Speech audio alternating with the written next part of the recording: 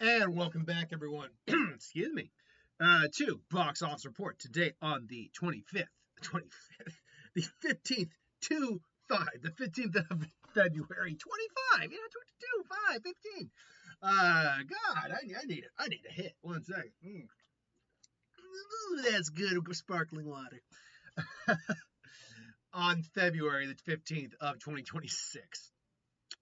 And I can't remember if I got the box office completely right this week. I think I got it close though. Wuthering Heights debuted with 34.8 million domestically. Goat debuted with 26 million domestically.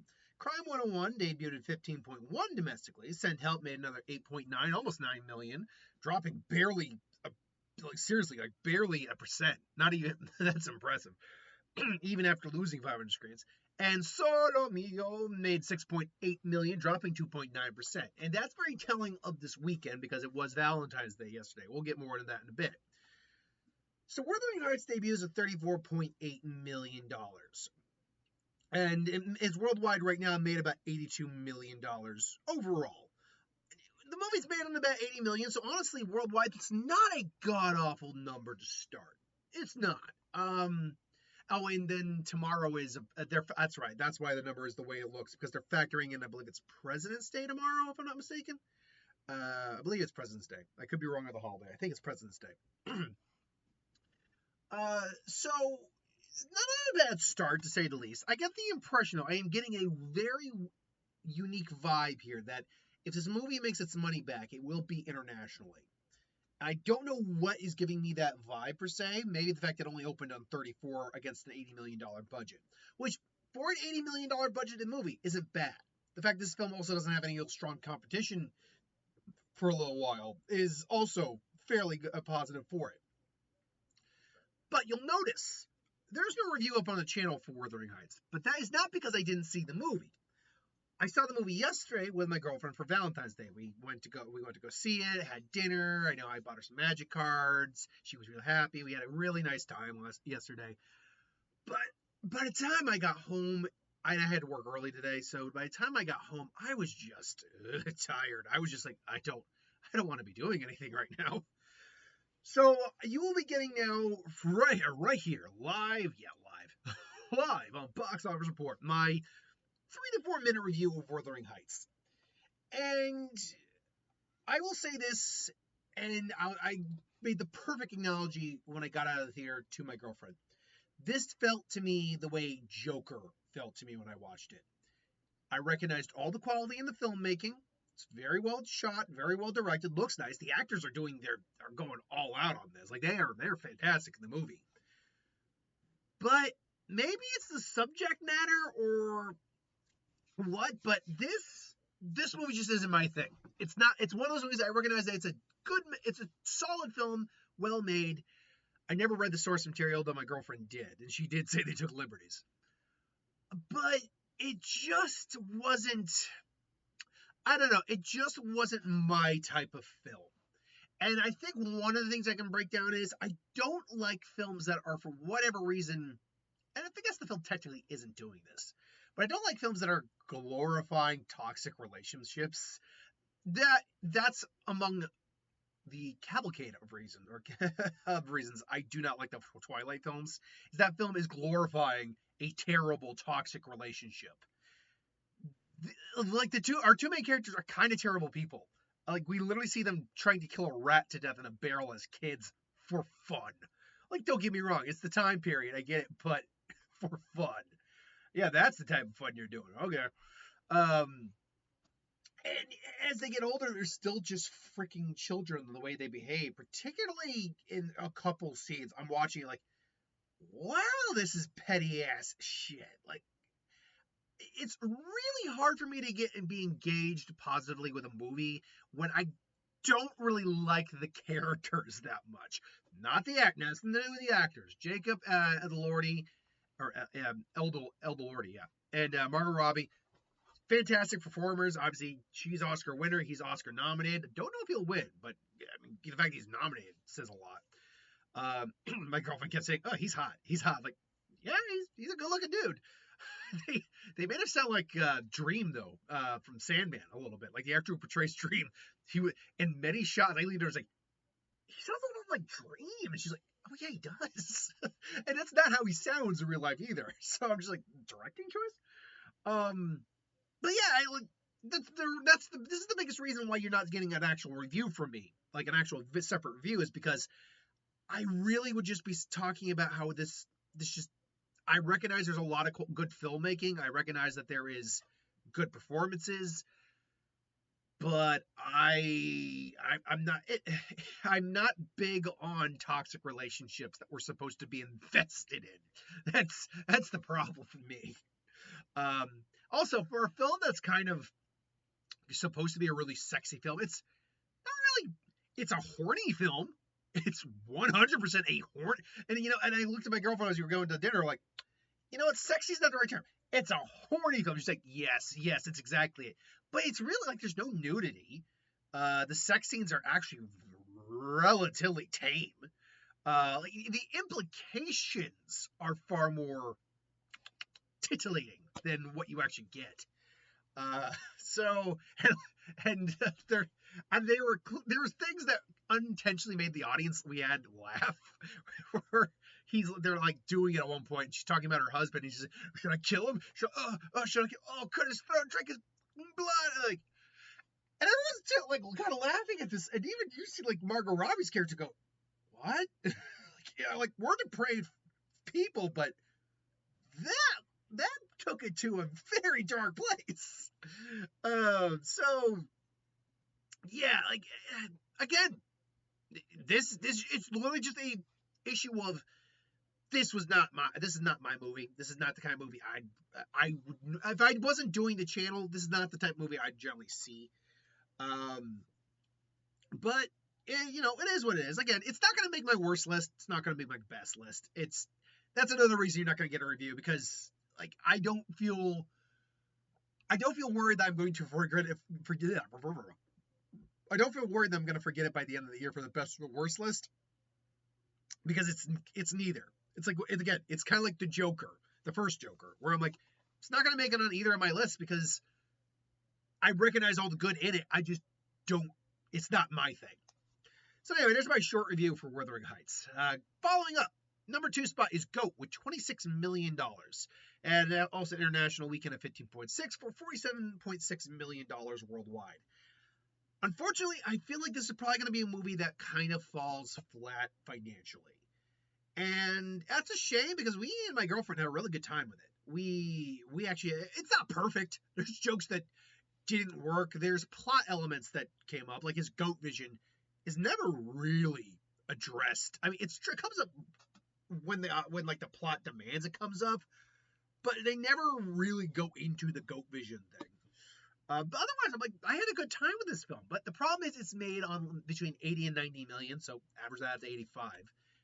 It didn't have a strong marketing budget, which probably both hurt it, but helps it in terms of making its money back.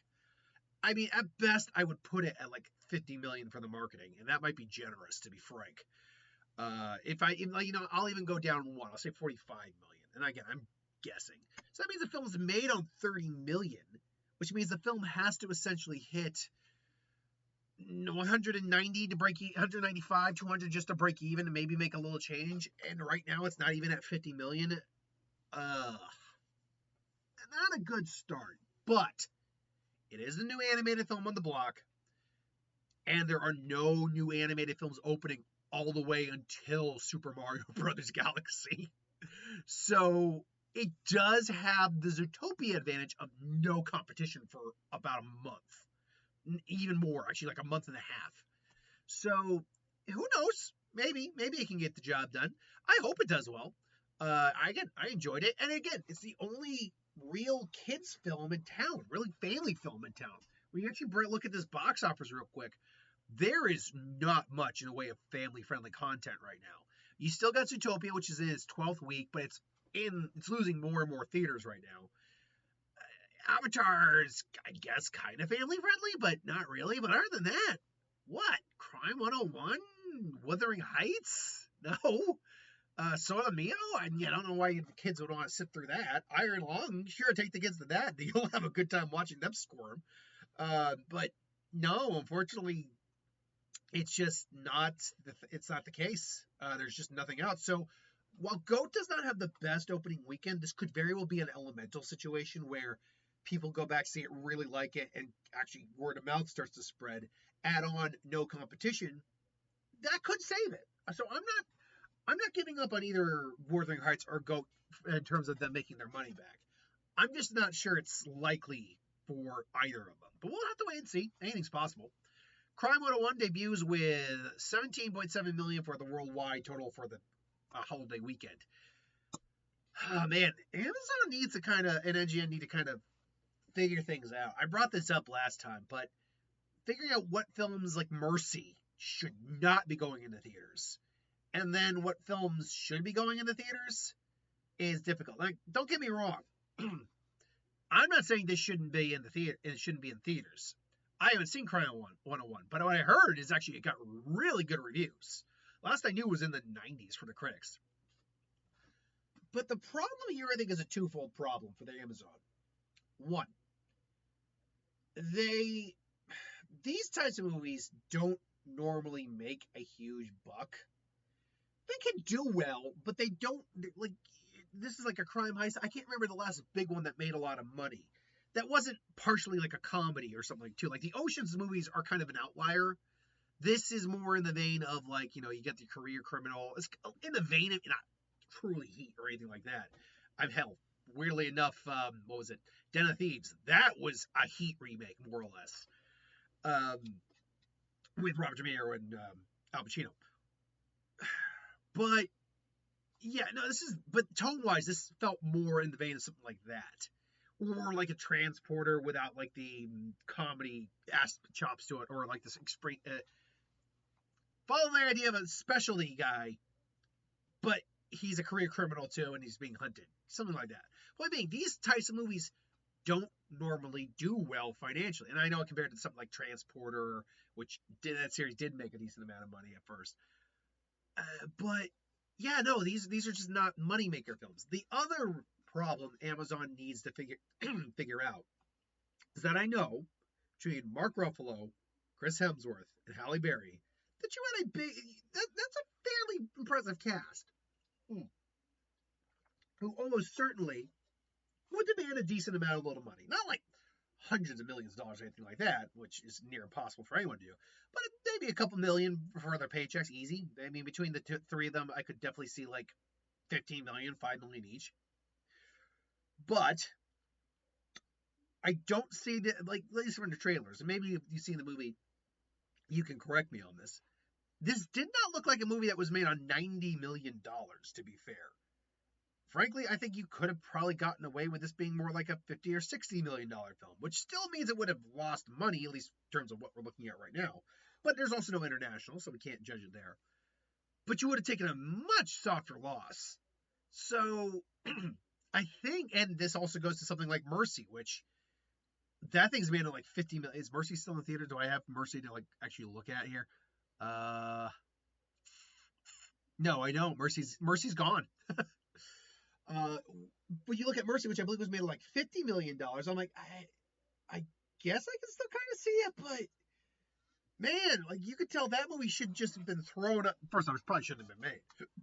It's an interesting concept that apparently just wasn't executed right.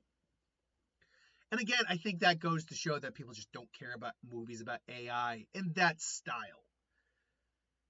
So, yeah, I think Amazon needs to figure out when movies really should be on in theaters and on streaming. But more importantly, they need to also get their budget under control. Because again, this just didn't look like a $90 million film. Now, thanks to Valentine's Day, we had Send Help, which made $8.9 million, making $73.8 million against its $40-some-odd million budget. That's not bad. It's still not profitable. It's starting to get there. And then you have, and I'm backtracking a bit because these are important, Solo Mio, $6.8 million. One is a romantic comedy, which made 18.5, which actually puts this movie firmly in the profit range, if I'm not mistaken. Because it's made on $4 million. I found that out. It's next to nothing budget, which is good. But you factor, and it barely had any marketing to it at all. So I'd have to guess 5 million, 10 at the most, and that's generous. But even still, I mean, it's either next to profitable, almost profitable, or it is profitable, which good for them. They made it on Jump Change. But what are these basically? They're one that's a female-led film that's has a horrible relationship happening, and kind of what would be a fun date movie to see, and then you get a romantic comedy. So I think Valentine's Day. I heard someone basically say last week in the comments, or read someone say in the comments last week that big words, that Valentine's Day would help Solo Mio, and they were absolutely right. I mean, you look at those numbers, you're absolutely right. The question would be, can it continue past that? I'm not certain it can. I think you had a great outlier weekend here, and now next weekend you're going to see, unfortunately, a bit of a drop. But still, good for Solo Mio. And hey, look, Send Help is still in there, holding on, making money. So we'll have to wait and see what happens with those, definitely. I mean, Solo Mio, I feel like I'm confident in saying, no matter what it ultimately does, even if it's 10 to 5 million, if it's 10 million, if it's 5 million for marketing, it made its money back and it made some profit. If it's 10 million, it's not there yet, but it's going to be. It needs to like less than 3 million to do it. So it will make its money back. So good for Solo Mio. Zootopia 2, 3.7 million. Like, it's just the little film that keeps on trudging along. We're now at $1,830,000,000. Again, it's not hitting 900. It's just not. But it's actually really impressive to see how far it keeps going. I love little moments like this where a film has already made all the money it needs to. It's profitable by a large margin. It's broken a lot of records. It's firmly cemented as one of the highest grossing films of all time. But it keeps making a little bit more every week. You're like, how far will it go? Good luck, have fun, don't die, which me and my girlfriend actually are going to see this week. Yeah, I have nothing to say. I didn't expect it to do well, to be honest. It didn't strike me as one of those types of films that was going to do well. So that doesn't mean it's a bad movie. I'm looking forward to seeing it. But yeah, it didn't strike me as a film that was going to have a big box office. And lo and behold. Avatar Fire and Ash, $3.3 million. $1,460,000,000 is current total. It's pretty done its run, if I'm going to be honest. Mind you, it did drop only 4.1% this week. Again, it's probably going to take a bigger drop next week. I mean, it lost over 700 screens this week. It's amazing. It had both Zootopia, honestly, it had both Send Help, Solo Mio, Zootopia, and Avatar basically maybe kept 100 extra screens, or at least Solo Mio keeping its 52. They all actually probably would have been up percentage-wise this week. But whatever. I mean, we had 3 big movies coming out, and they all needed theaters, so that's what's happening. Iron Lung, they're 3.3 million. Currently worldwide stands at 43.5 million. Now has an international release. We'll have to see if the international starts to pick up, or if this is going to be the only international it gets. But look, again, we've rung the bell on the praises of Markiplier of this for the entire time. This entire release. I mean, this film currently has almost made 30 million in sheer profit alone. That's not, and again, it's one of those cases that Markiplier basically made that's all his money because he distributed it. It was his production, all of it. I believe it's his production studio too, if I'm not mistaken. So, yeah, like this is the example of you can make it happen. Mind you, now Markiplier had such a built-in fan base that I think really helped. So but it's still one of those things that, in theory, you can do it too. It might take time, it might take effort. You might fail even the first time or 7 times, but you can get it done. Things like this are just great to see. Indie films actually making money, actually having a voice at the box office, indie creators actually putting their money where their mouth is. So I really like seeing that. Dracula, another $3-ish million, 38 million. I don't even know what the budget on this is, to be frank. So it's not going to make its money back from us. That's for certain, clearly. But still, I appreciate it for what it is. Strangers Chapter 3. Hey, look, Valentine's Day helped out that Strangers movie. That it did. That it did. Mind you, it's not making its money back, not in the least. But hey, look, Lionsgate made these three films. They made them cheap. Said, let's just get as much of our money back as we can, and so there you go. Nirvana, the band. It's some foreign. It's not. What's is it foreign? Oh, it's Neon. Okay, I apologize. It is not foreign. It is Neon. Who's in it? Let's see here. Original and domestic title summary. That's what I want. I know nothing about this movie whatsoever. Anyone I know? Matt Johnson, Jay McCarroll. Is this like a Nirvana the band, the Nirvana the band, the show, the movie? I is this like this isn't Nirvana? I don't know. I don't these. I don't think I know who these guys are. It looks like it's an adventure sci-fi comedy. So I guessing these guys are some sort of like comedian group. Housemaid, 1.1 million. I mean, again, like that film suddenly started sweeping internationally. My God, so good on it. Everything else though is pre-done. I mean, Milan, anything under a million. Oh man, anything under a million is pre-done at this point. Like Melania is not going to be making a huge amount of money anymore. Hamnet is pretty done its run too. It made almost. It's making about $80 million though. So for an A24 film, that is good. That's Focus Feature, not A24. A24 is The Moment, as well as Marty Supreme. Where's Marty Supreme currently sitting at? 148. Look, hold for a second, because I believe Marty Supreme is like on an $85 million budget as well. But again, not heavily marketed. I likened it to about it was like 60 million, right? I think that's what it was. It's like 65 million or something like that. And I think I said like 30 million. So that's what it was. It was like 65 million was the budget. And I just kept saying like 30 million for the marketing, which meant if the film had managed to hit somewhere in the neighborhood of 145, it didn't just break even. It made a little bit of money. A24 is very slowly, and I wouldn't say quietly, because when a big film like this actually hits, it hits. But A24 is actually very slowly starting to really come into their own as, I think, a company. Now, A24 is always known what they're, and by the way, we're done with the box office. A24 is always known what they're about. They make indie films, and they tend to make award darlings, too. But they never were really all concerned about making money. Like whoever owns slash backs A24 must be loaded, because most of their films are not money makers. But then every once in a while you get an Ex Machina, or you get a Everything Everywhere All at Once, or in this case a Marty Supreme. And slowly these films are now actually starting to have a presence on the box office. And I think that's actually telling a little bit of now, don't get me wrong. If we look at, say, last year's worldwide real quick, and see who the top 20 were. Again, these two, no, just take that out. It does not count. But it was Zootopia 2, Avatar sequel, Lilo and Stitch remake, Minecraft, based on an IP, but original enough, Jurassic World remake, Demon Slayer, which is a IP and sequel, but unique in its own way. How to Train Your Dragon remake, F1 original movie, Superman superhero genre, and the Mission Impossible sequel. Those are your top 10.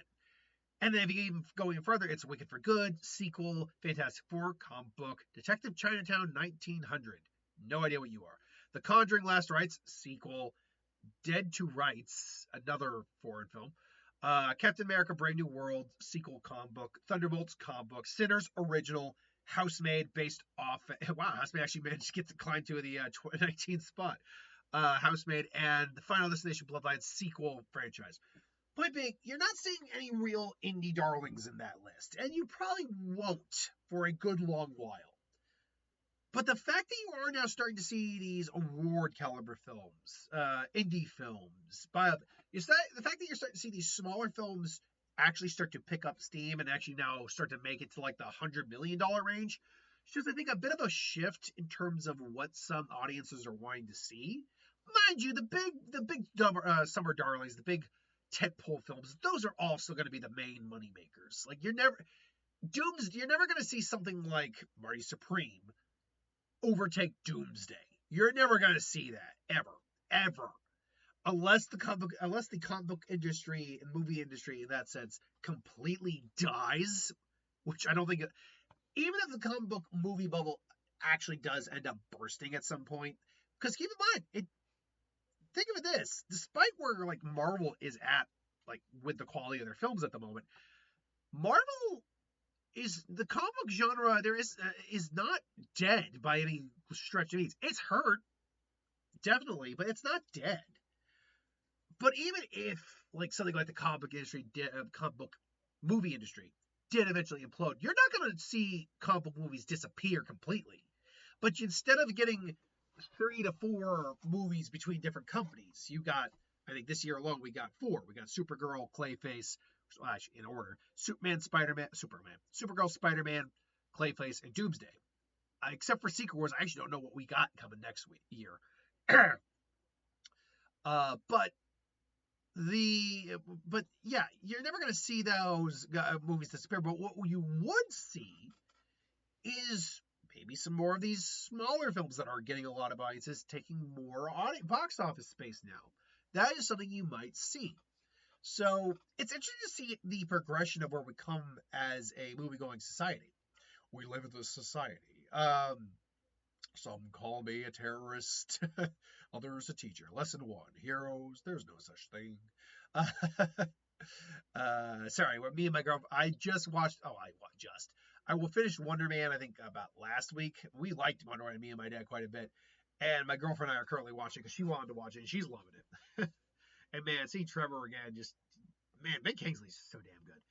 But okay, this coming week really isn't a lot. Like, we really do not have a lot of options. I think we got that Psycho Killer, which I don't even think is going to be in double digits this week. Which it says limited. I think that's a wide release. I can only imagine 2. Look, it's got these types of films have their audience, but they're not.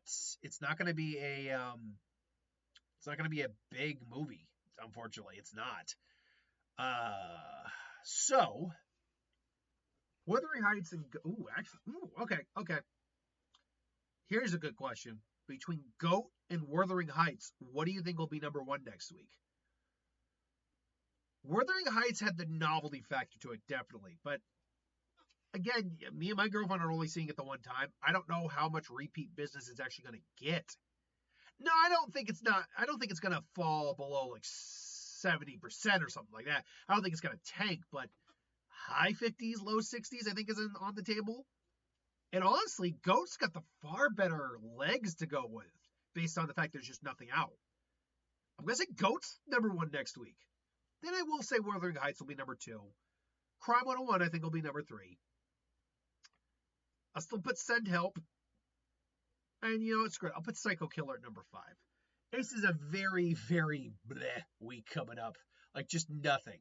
Then, of course, the following week you will have, if I'm not mistaken, Scream 7. Let's see here. It's the wide release. Epic Elvis Presley in concert. Yeah, I don't think so. K-Pops. We'll see if that does. You say wide. This does not mean what. No.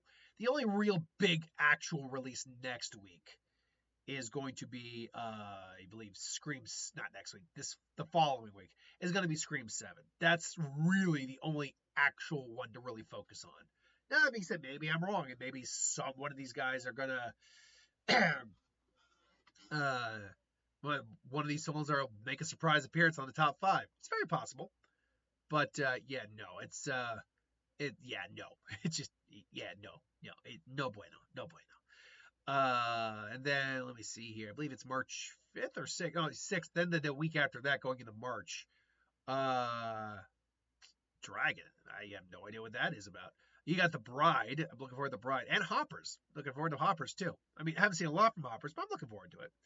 Anyway, I digress. That's my thoughts on the box office this week. What are yours? What do you attribute to the successes of some films, the failures of others? What do you think the next week's box office is going to look like?